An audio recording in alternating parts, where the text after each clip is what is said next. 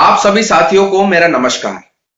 साथियों, वर्तमान केंद्र सरकार की एक बहुत ही स्पष्ट नीति है कि हमें वह कानून नहीं बनाना है जो कि इस देश की अधिकांश जनता चाहती है, परंतु हमें वह कानून बनाना है जो कि इस देश के चंद उद्योगपति, चंद पूंजीपति चाहते हैं। और साथियों, केंद्र सरकार की इसी नीति के कारण, केंद्र सरकार की इसी नियत के कारण आज इस देश का अन्नदाता, इस देश का किसान पिस रहा है। साथियों, कृषि के क्षेत्र में संशोधन के माध्यम से नया कानून लाया जाता है कि अब भारत के किसान को मंडियों में जाने की कोई आवश्यकता नहीं है। अब बड़े बड़े उद्योगपति, बड़े बड़े पूंजीपति अनुबंध के माध्यम से स्वयं किसान से उसकी उपज खरीदेंगे, उसकी फसल खरीदेंगे, जिसे कॉन्ट्रैक्ट फार्मिंग का भी नाम दिया जाता है। अब साथियों, सोचने की बात यह है कि क्या हमारे देश का किसान इतना पढ़ा लिखा है, इतना समझदार है कि वह इन अनुबंधों के तकनीकी मकड़ जाल को समझ सके, पढ़ सके और उसके पश्चात अपना भला और बुरा सोच सके।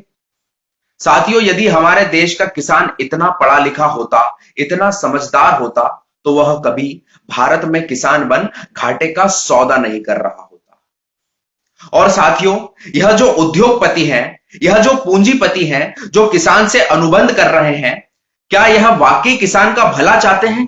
क्या यह वाकई किसान के हितैषी हैं?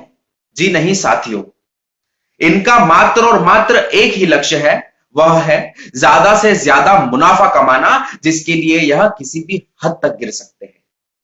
साथियों, यदि यह उद्योगपति अनुबंधों की शर्तों का पालन ना करते हैं तो फिर उस गरीब किसान का क्या होगा? साथियों, यदि यह उद्योगपति समय से किसान को उसके पैसे का भुगतान नहीं करते हैं तो फिर क्या होगा? यदि यह उद्योगपति किसान को उसकी फसल का उचित मूल्य प्रदान नहीं करते हैं तो फिर उस गरीब किसान का क्या होगा? उस गरीब किसान की कौन सुनेगा? वह गरीब किसान किसके पास जाएगा? उस गरीब किसान को कौन न्याय प्रदान करेगा? साथियों, उस गरीब किसान की जिंदगी चली जाएगी, उसकी चप्पल घिस जाएगी दफ्तर दफ्तर भटकते भटकते, परंतु उसे न्याय कभी नहीं मिलेगा। और साथियों, इसीलिए मैं इस काले कानून का पूर्ण विरोध करता हूं और आप सभी से भी अनुरोध करता हूं, निवेदन करता हूं कि एक जागरूक नागरिक होने के नाते आप भी इस काले कानून का पूर्ण विरोध करें और इस किसान बनाम सरकार की लड़ाई में पूरी की पूरी युवा कांग्रेस किसानों के साथ खड़ी है। जय हिंद, जय भारत।